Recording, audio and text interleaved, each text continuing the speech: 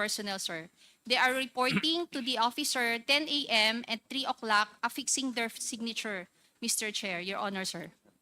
And pursuant to your records, Colonel Grijaldo has obediently obeyed all your requirements? May I Since know kung siya po ay religiously, sinunod po yung inyong directive na yan, na nag-report siya daily?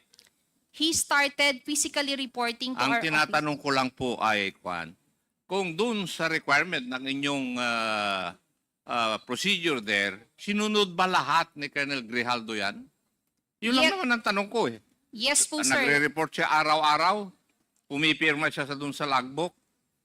Mr. Chair, Your Honor, sir, starting November 18, he reported physically, sir, and signed his attendance. Yes, I know. Sinabi mo na eh. But Apo. did Colonel Grijaldo obey that religiously? And yes, Your Honor, Mr. Chair, from November 18 to November 25, Mr. Chair. At to November 22, sorry, Mr. Chair, November Your Honor. 22? Yes, sir. From Monday, November 18. Yung November 11, nung lumabas yung directive, He was not around, Mr. Chair, informing us that he's still admitted in the hospital, Mr. Chair, Pasig Doctors Medical Hospital, Mr. Chair. okay.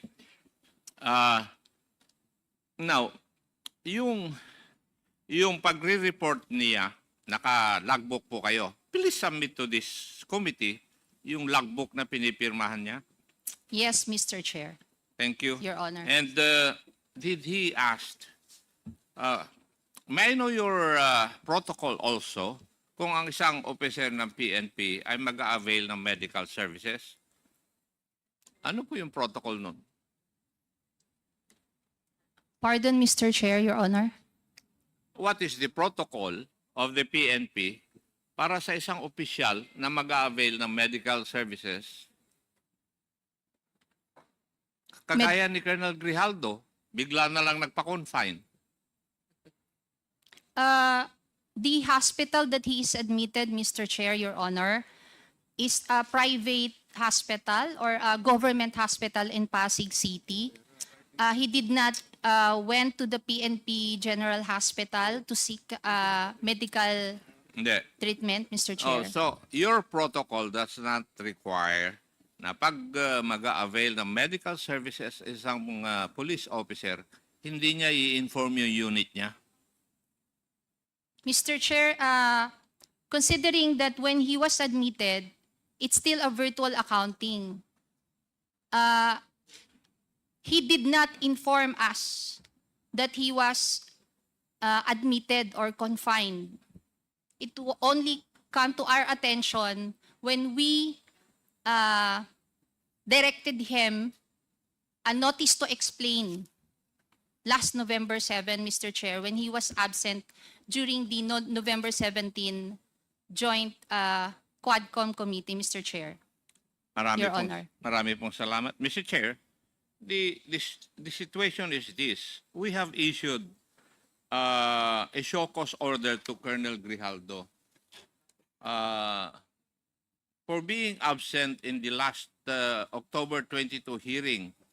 So we issued a show cause order, and the answer of the lawyer of the Colonel Grijaldo was that he was confined, so he was not also able to attend the November 7 hearing that we conducted. Now, November 27, he's not around with a medical reason, the same as his excuse in the November 7 hearing. That is the situation, Mr. Chair. Thank you. Thank you, Congressman Ako, for that information. So, Mr. Chair, Mr. Chair, Mr. Chair, as I stated earlier, after Congressman Ako, it is Congressman PM Vargas. This is in relation to Yes, the yes, Mr. Chair. Grijaldo 30 issue. seconds lang, Mr. Chair. Okay, sige, please, you're recognized. Yes, thank you, Mr. Chair. Narinig ko kasi yung rotator cuff syndrome. No, on September 18, 2024, kung nakikita niyo ako dito, nakasling ako, I didn't have a syndrome. I had a torn rotator cuff and I had my surgery in September 18, 2024. On September 19, nakalabas na ako ng ospital. Okay. So this is elective surgery. 'Di ba? Ngayon, kung talagang kung talagang ang rotator cuff syndrome ay matindi, yung ano sa kanya, we can recommend for complete disability retirement. 'Di ba? Kasi may annual check-up ang mga pulis. So kung may annual, andito yata yung NAPOLCOM, pwede nilang gawin yan. At pwede nating i-recommend ang ganun, kung ganun kalala. Pero based on my experience, 5 ang screw ko sa balikat ko ngayon, torn rotator, torn bicep, frozen shoulder, pero 1 day lang, pinalabas na ako ng ospital. Okay. Thank you. Thank you, Mr. Chair. Thank you for that information. We Chair. will take note of the information shared by Congressman Vargas, and we will forward this to the medical director of the House of Representatives so that when he visits and confirms the confinement of Colonel Grijaldo, he can discuss this with his personal doctor. Yes, Congressman Abante. Being the chairman of the Committee on Human Rights, on the basis of a humanitarian attitude, I am willing to let him borrow my wheelchair, Mr. Chair, for him to be allowed to be here. In fact, mayroon na ako ditong gamot niya, sapagkat mayroon din akong pain. Yung tramadol and paracetamol, mayroon ako dito, Mr. Chair. Mayroon din akong diclofenac spray. So, for humanitarian purposes, I am willing to give him my wheelchair and all of the medicines needed for him to attend here. Thank you for your generosity, Congressman Abante. Now we will proceed with the discussion on the admin matters. Please proceed. Thank you, Mr. Chairman. Anyway, sa piyaw na lang po before I proceed, no? Pakisabit din po yung pakicheck nyo rin po yung confinement niya na sinasabi niya yung date na yon. Yes, Mr. Chair, Your Honor. Thank you.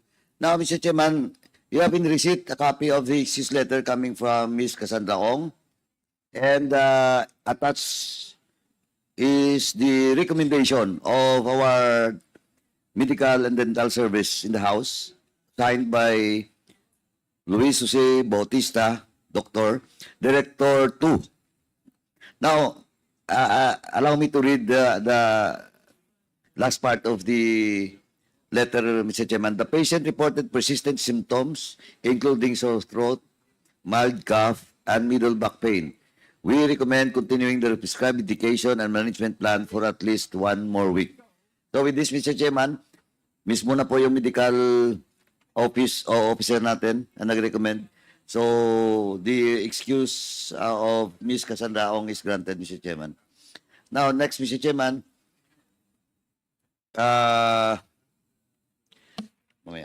we haven't received a copy of a letter coming from for Ms. Alice Go.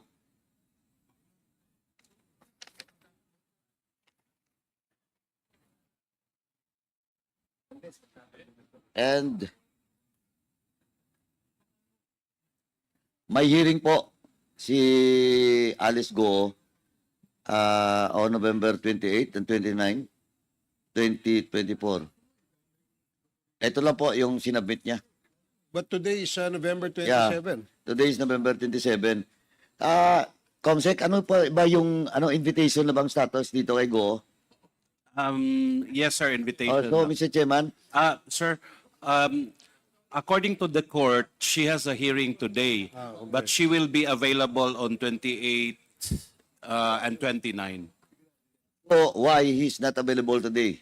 She has a hearing, sir. Court hearing. Hearing. Yes, sir. Pero 28, 29 ang hearing, di ba? That's the Nakalagay time. dito? She is available on that days. Okay. On those days. Please, na lang po, please check doon sa branch. No? Yes, sir. Yes, Branch of court. Kung talagang may hearing and the presence of Miss Alice Go is there. Please. Yes, sir. Comsec. Thank you. Thank you. Now, let me take up, Mr. Chairman, the excuse letter of Miss Rose Nonolin.